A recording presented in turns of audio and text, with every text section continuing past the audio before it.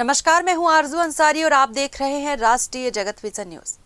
रायगढ़ जिले के खरसिया क्षेत्र स्थित मंगल कार्बन प्लांट में आज टायर रिसाइकलिंग के दौरान बॉयलर में जोरदार धमाका हो गया। हादसे में 8 मजदूर गंभीर रूप से झुलस गए, जिनमें एक बच्चा भी शामिल है। घटना के बाद इलाके में अफरा तफरी मच गई है। प्रत्यक्षदर्शियों के अनुसार धमाका इतना तेज था कि उसकी आवाज दूर तक सुनाई दी। टायर गलाने की प्रक्रिया के दौरान अचानक हुए विस्फोट से निकली आग और गर्म गैस ने पास काम कर रहे मजदूरों को चपेट में ले लिया। सभी घायलों को तुरंत जिला अस्पताल पहुंचाया गया, जहां डॉक्टरों ने उनकी हालत गंभीर बताई है। कई मजदूर 70 से 80% तक झुलस चुके हैं, जबकि मासूम की स्थिति बेहद चिंताजनक बनी हुई है।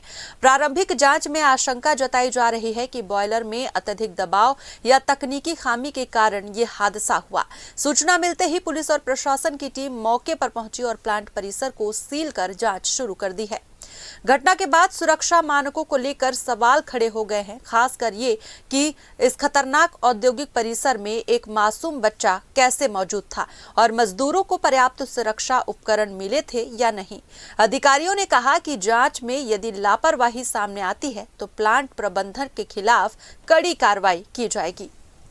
फिलहाल इस खबर में बस इतना ही। देश प्रदेश की खबरों से अपडेटेड रहने के लिए हमारे चैनल को सब्सक्राइब करें और नए खबरों के नोटिफिकेशन के लिए बेल आइकॉन जरूर दबाएं। नमस्कार।